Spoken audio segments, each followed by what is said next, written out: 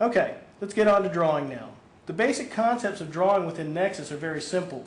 One of the things that we've got is the ability to come in and draw some lines, but in order to really move forward with Nexus, it's important that you understand a few of the basic concepts. I'm going to go to New,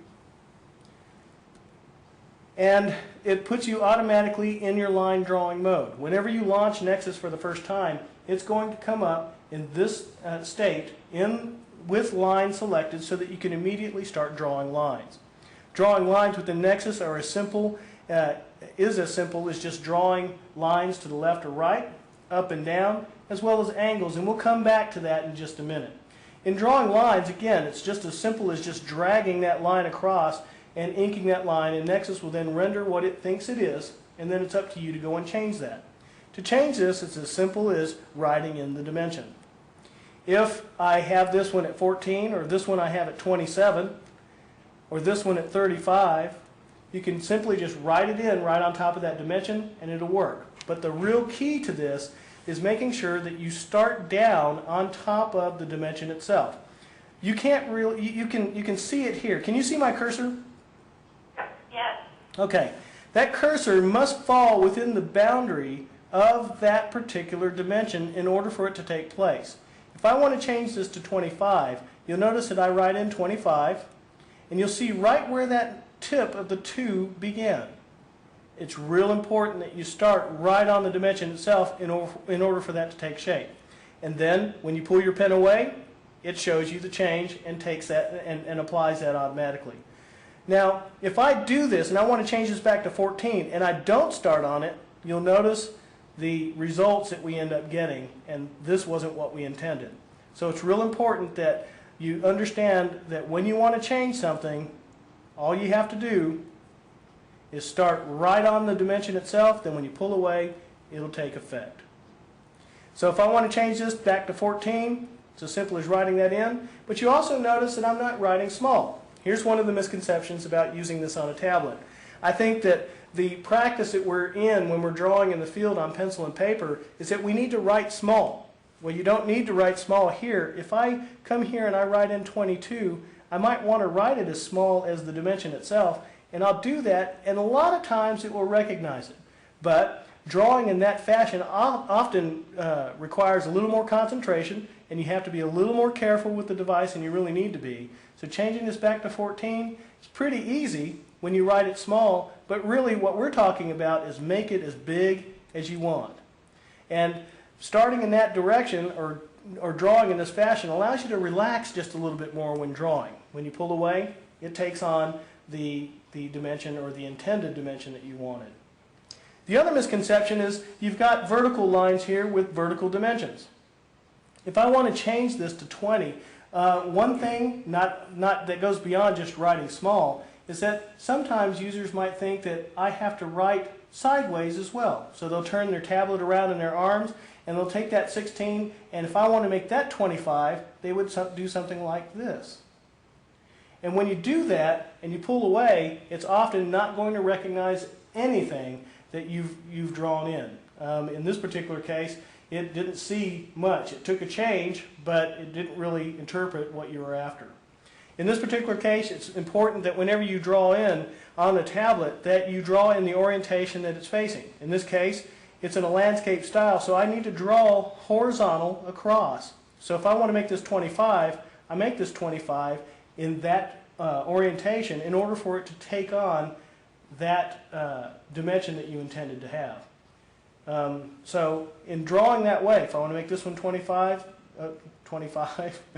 and this one 25, and drawing along in that fashion allows you to quickly get used to how it is that you interact with Nexus itself, so that you can draw more quickly, so that you're less frustrated in why when I draw on these dimensions, how come it's not accepting my changes.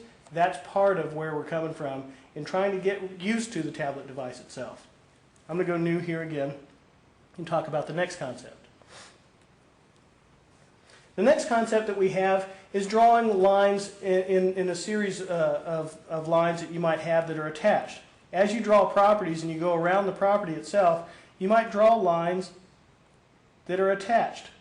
And in order to have an attached line, you have to make sure that you have a big red dot, just like you see here. You'll notice that this, we have a few visual indicators that let you know that your lines are still attached. The first thing is this green dot here on the end. That green dot lets you know where the other end of the polyline is that you're drawing exists. If you had a gap, I'll draw one up here. If I had a gap and I didn't have that red dot and I drew it, the green dot is here now instead of over here. And if I thought these were attached, obviously that's pretty blatant there, and I would normally notice that. But there are times when you have a small incremental change that would happen to where they're not quite attached, and you'll notice right off that that green dot's not there. Let me go ahead and remove those lines. Coming back over here to this polyline again. The other visual indicator that you have is this fuchsia or pink line color that you have when you have that line selected. That's another indicator, because if I had a gap like that, you'll notice that the lines change. Now they're navy over here, plus you have this green halo over here on this selected dot, or this selected line that we've got.